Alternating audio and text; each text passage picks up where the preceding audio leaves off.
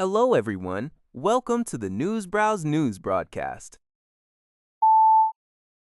联合早报 reports that Iran is seeking to impose fees on global technology companies for the use of submarine internet cables passing through the strategically vital Strait of Hormuz. This move marks an extension of Iran's control from maritime shipping into the critical seabed infrastructure that carries vast amounts of internet and financial traffic between Europe, Asia, and the Persian Gulf.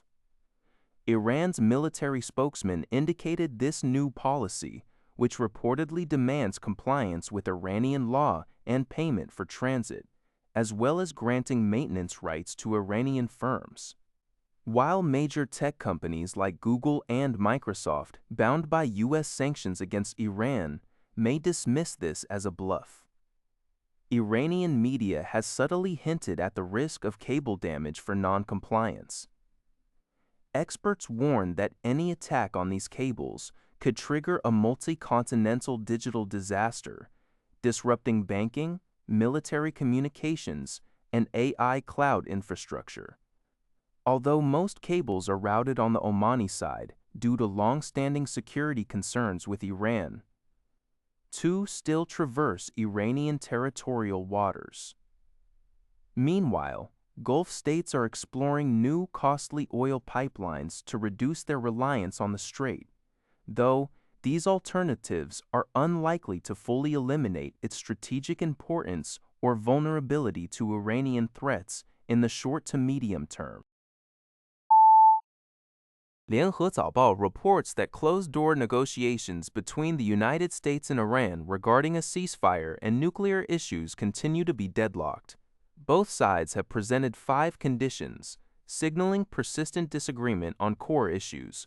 According to Iran's Fars news agency, the U.S.'s demands include no war reparations for Iran, the transfer of 400 kilograms of enriched uranium to the U.S., limiting Iran to only one operational nuclear facility, refusing to unfreeze Iranian assets, and making all ceasefires conditional on further negotiations.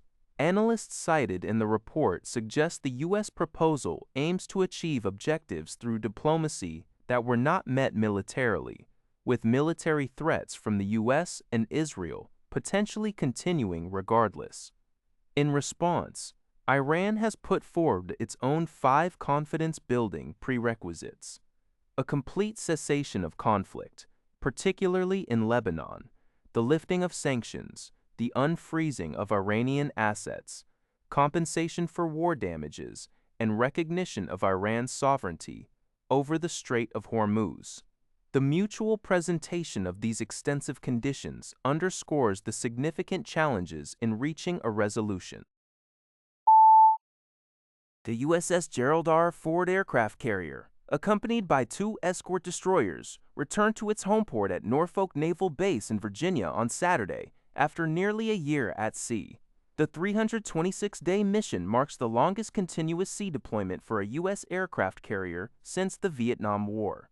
Thousands of service members were reunited with their families, with U.S. Secretary of War Hegseth personally welcoming them home.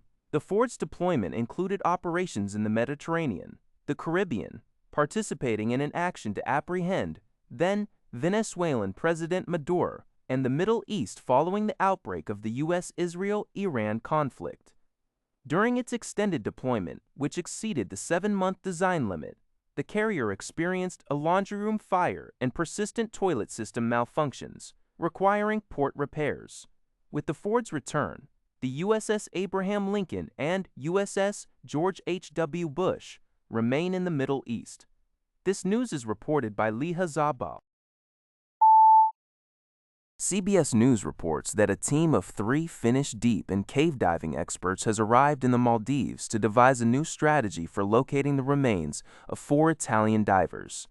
The Italians are believed to be deep inside an underwater cave in Vavu Atoll after reportedly exceeding recreational diving limits of 98 feet, 30 meters, to explore a cave at 160 feet, 50 meters.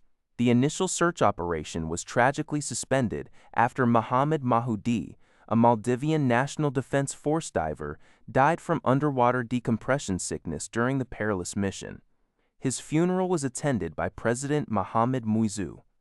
One Italian diver's body was recovered earlier, bringing the total presumed dead to 5. Rough weather has hampered rescue efforts. 2 of the Italian victims were on a scientific mission, but the fatal dive was a private activity not part of their research. Concerns have been raised about the use of standard recreational gear for the dangerous cave dive. Italy's foreign minister expressed condolences for the Maldivian diver and pledged efforts to repatriate the victims. The operating license of the vessel Duke of York has been suspended pending investigation. NBC News reports that SpaceX is preparing for a high-stakes test flight of its updated Starship mega rocket V3 on Tuesday. This mission is crucial for several reasons. Starship is a key component of NASA's Artemis program, aiming to return astronauts to the moon by 2028, and it faces competition from Blue Origin. Additionally, SpaceX is anticipating a major IPO next month, with its prospectus potentially going public just 1 day after this flight. The upcoming launch follows a series of setbacks last year, including uncontrolled re-entry and mid-flight explosions, which slowed Starship's development. The V3 prototype features significant redesigns, including new Raptor 3 engines capable of 18 million pounds of thrust, increased propellant capacity, and reduced grid fins, making it taller and more powerful. The 65-minute suborbital flight will attempt to deploy mock Starlink satellites and relight an upper stage engine in space, a vital step for deorbit burns. While the booster will land offshore, the mission aims to demonstrate critical technologies like in-space propellant transfer, essential for future lunar and Mars travel, marking a pivotal moment for Elon Musk's company. That's all for this video. Thank you for watching. See you in the next video.